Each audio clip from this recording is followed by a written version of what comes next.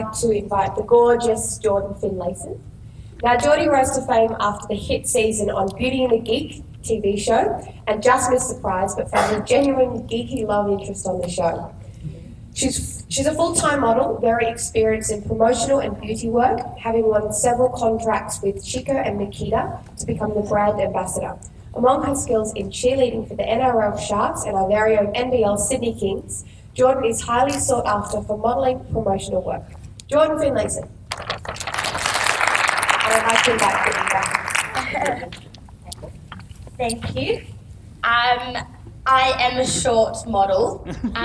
You are limited, but I still get enough work. And then, obviously, on the side, I do a lot of promotional modelling. I love it. It's exciting. You never know what brand. You had to throw those photos of me and Lachlan in there, didn't you? You never know what brand you're going to be working for, representing. You never know who you're going to meet. You never know what challenges you're going to face, and it's just really exciting. And yeah, I just like to do different things, and yeah, I love being a brand ambassador. It's awesome. Awesome. Well, I worked with Jordan last night, and just watching her work, you can tell how brilliant she is at her job. Every single person she engaged with, she had a big smile on her face, and she just had such positive energy and just did an awesome job. She wasn't a diva, she didn't act pretentious, so that's what makes her so brilliant as a promo worker, and I think that's something everyone needs to consider. If you've got a brilliant personality, why not do a bit of promo work? It will teach you life skills, it will teach you communication skills, and it will toughen you up as a person because you're dealing with people every day. Now, tell me, when did you get involved in all of this? What age? Probably 18 when you're legal and allowed to do promo, because a lot of it is alcohol. So I was a dancer. I did a full-time course, and I always hated my body, but I think just I walked into full-time in a tracksuit, and then with all the girls and boys around you, I walked out and everyone was like, put some clothes on, because I got really confident with my body, and that led to cheerleading, which led to doing promo for the NRL, and then I just loved promo. Yeah. How did you find cheerleading in that kind of sporting industry? I love cheerleading. Look, it's not the best money, but it's a lot of fun. Yeah, it's great. It's a great way to network, and with the girls, and it leads to more things. And it is the atmosphere out there is just, it's mental. You're on that field and all those people. It's crazy, and it's really, really, really fun.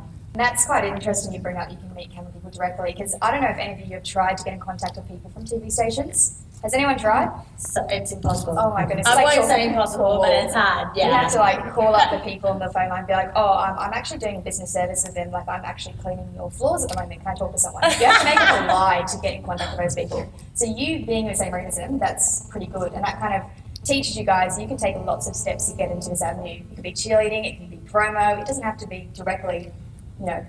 So yeah, exactly. It's networking, Just when you finish your shoot and you really enjoyed working with that person or a promo job or something, grab their card. There's no harm in staying in touch, and you never know what it might lead to. Did it lead to Beauty and the Geek? How did you find out about that? I think so. Coming out of full-time as a dancer and getting that confidence that I always didn't have, and I did get. They actually found me. I used to do, as a lot of us trying to model, start off doing those pub competitions for Ralph, or I'm sure most of us have been there. So I did Miss Australia Bikini, very, very far out west. I was very scared.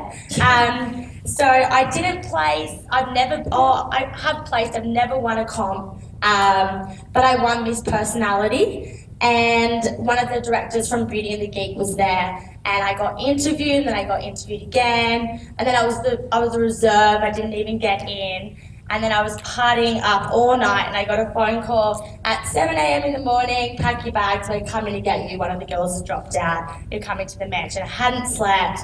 I looked horrible, but it was all a big ride, and it was a very good experience. So what was it like on set? Did you have cameras on you all the time? Did you always have to play a character?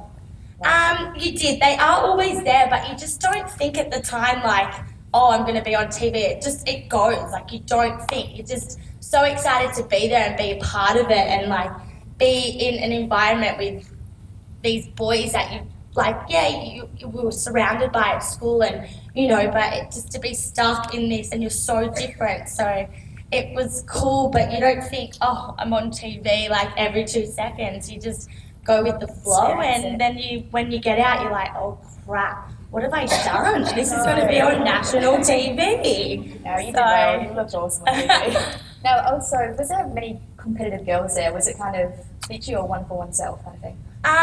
You know, I think probably 8 out of the 9, me being the 9th, auditioned with intentions of getting something out of Beauty and the Geek, like fame, or, you know, some just wanted the money for a boob job. So everyone had their intentions.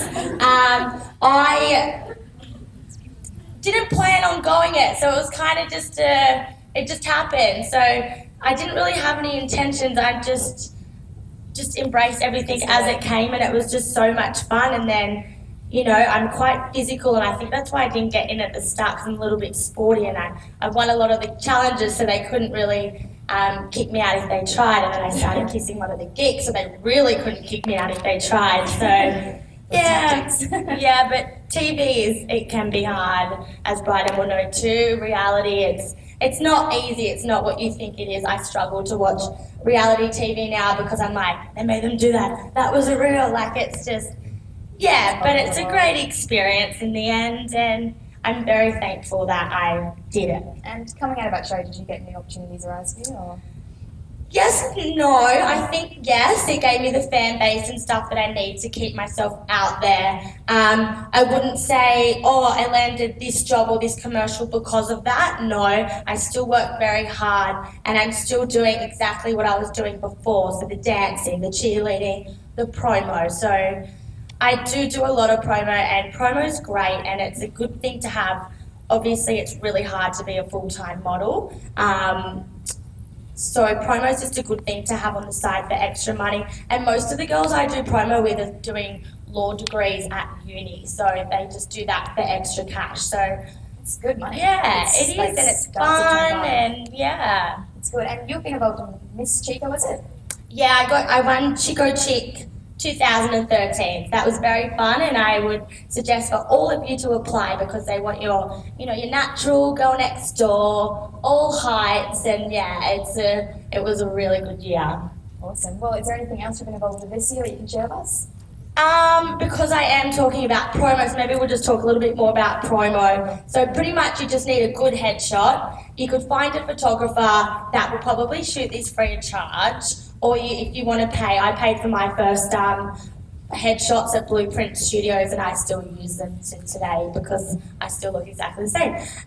So make sure you get your good headshot. You know, you contact, just Google promo agencies, they'll all pop up. They're all good. I work with Quick Strike a lot at the moment, but every few months it's like this what campaign, because each agency, I get confused because, like, say I love doing Captain Morgan, but one company will have them this 6 months, and then, you know, they float around, they try all different agencies, so I kind of follow the campaigns I like doing. But yeah, so you just get your headshot, you have your interview, and it's about personality. They're pretty just making sure that you can hold a conversation, which we're all capable of doing. And then, you know, you get booked for the job, and you're for that 3-hour shift or 8-hour shift, you're that brand, whether it's Panasonic, whether it's a gym, you're them, you know? So you just gotta go with the flow. Yeah, you just gotta do the best that you can, and you know, minimum, make sure you never work for anything less than 25. Alcohol promo should be even more, because you have to deal with, you know, drunk people, which can be annoying sometimes. And yeah, I think that's about it. We have questions later, so. Do you need any preparation for promo jobs? Or do they tell you on the shift? Oh, they will send you, once you're confirmed on the job, like, they'll send you the brief, and then you usually meet 15 minutes before just to go over. It's not rocket science. Promo is really easy. That's why I do it. Yeah, I think anyone can do promo. Like, sometimes I book jobs for my friends, and like, they'll be like the hottest girl ever, and then there'll be her, and she's not as hot as her, but she's got a better personality. So I will book her over her, because I know I want her, you know what I mean? Because she talks more and sells the brand more. So promo is for most people, and I love it. Do you have any funny stories when you're working? It's kind of on the spot question. Like a bad experience, I used to be a Jim Beam girl, and at the Cronulla Sharks home game, we took like a big group photo, and this hand went somewhere it probably shouldn't have went, and I was scarred. And it's funny now because now I cheer for Cronulla, and that haunted me. I didn't work for Jim Beam again. But these things happen, and you just, you know, they're very apologetic once you get them removed from the venue, because see you later, you've got to go and your mates aren't going to go with you halfway through a football game. So sucked in, you shouldn't have done that, but usually they're just drunk, and after it, I'm so sorry. It's like, I'm sorry, you shouldn't have done that. So girls, if you are in an environment, they're not, you know, that you even get the sneaky, like, you know, when you take a photo with your arm around they'll put it a bit low on the bum, you grab that hand and you pull it up. They are not allowed to touch you in any way, shape or form. You don't get paid $30 an hour to, so yeah, just don't cop anything. Well, we actually couldn't have picked a better example of a Cronulla girl. She's got so much personality just beaming out of her. Thank you so much for today. Thanks guys, if you have any questions, we'll do it later.